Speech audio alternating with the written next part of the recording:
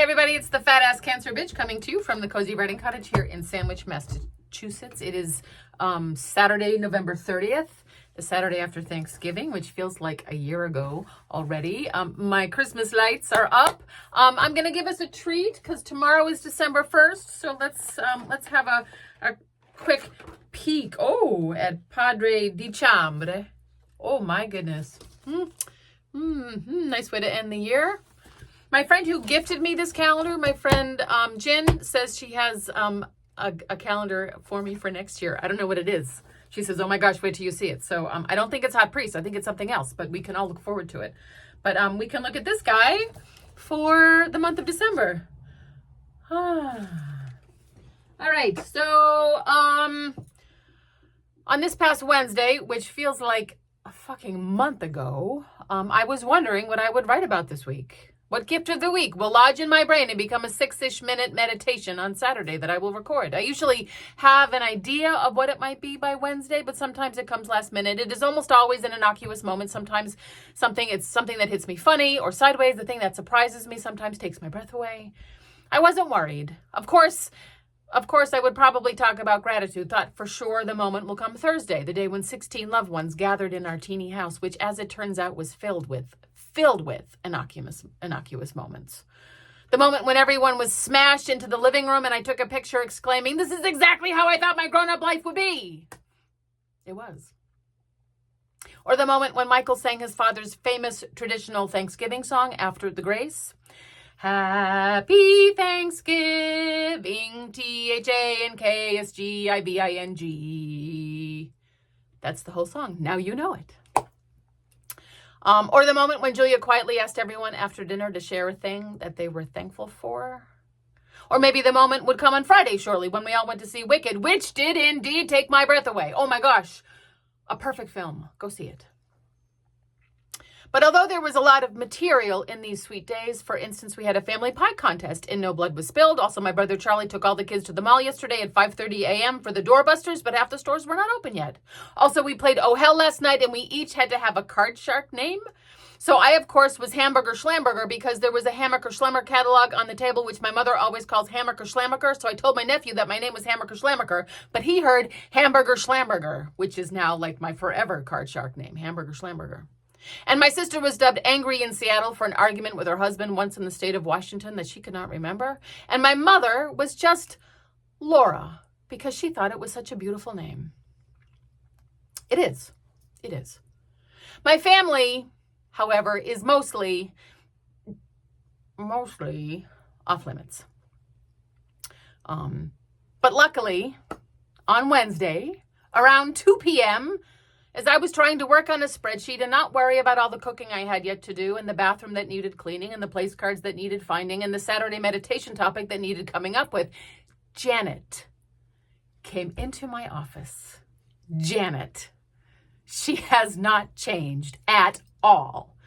Janet, the now retired nurse, as lovely and kind and soft-spoken and Nordically beautiful as she was when I saw her weekly in the infusion room at Cape Cod Hospital almost 24 years ago.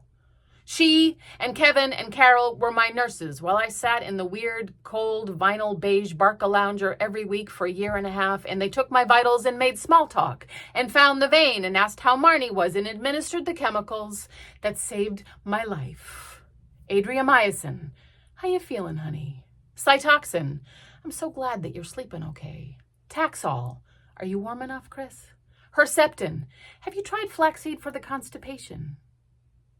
How in the world did they do their jobs? Day after day after day, taking care of hopeful folks who mostly died. I watched them closely, the nurses. Sure, the doctors were the apex caregivers, mostly glorified plumbers, but it was the nurses who did the real work of healing. Janet, for instance, tall, blonde page boy, so kind and quiet and reassuring. She seemed to skate across the beige on beige linoleum in her Donskos. Everything in the infusion room at Cape Cod Hospital, I remember, is beige. Every shade of beige. They should change that. Carol, petite and vibrant, big frame eyeglasses and good lipstick, cracking jokes, chirping kind questions. Kevin, unflappable and sweet. We talked about our daughters, about both growing up in Hyde Park. Not to mention Miriam of the hard hug across the hall, or dear Chris downstairs in radiation, who became a good friend. An army of nurses doing their jobs, healing the terrified, soothing the very sick. And here was Janet in my office 24 years later, but exactly the same. She just finished a class on the fundamentals of drawing because she was now retired and could do the things that she had never had the time, or I imagine the emotional energy to do. We hugged. We laughed. I cried a little, caught up about our daughters, my job, her plans. Janet, beautiful, willowy, kind, funny. Janet, we are still here. We have not changed. We are totally changed. We are the same. We are so not the same. We are here. You are here in my office, and I am still alive, and I am so grateful and so lucky, so grateful, lucky, grateful, astonished, grateful that I have a grown-up life to talk about. That you were there and saved my life, and now we are here again together. And I am grateful.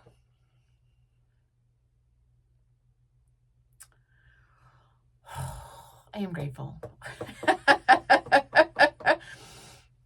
So many innocuous, not innocuous, innocuous moments.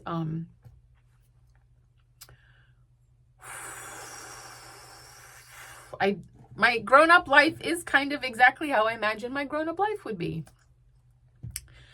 I hope you all had a fine holiday. Maybe had some jolly holiday time with loved ones. I hope you get a delicious surprise visit. I hope you hang some holiday lights. Come as you are.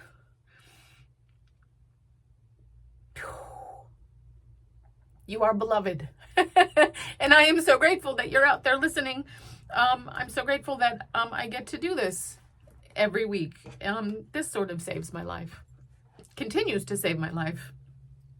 This is all good medicine. Go have some leftover pie. Go hug someone you haven't seen in a long time. Go take an art class.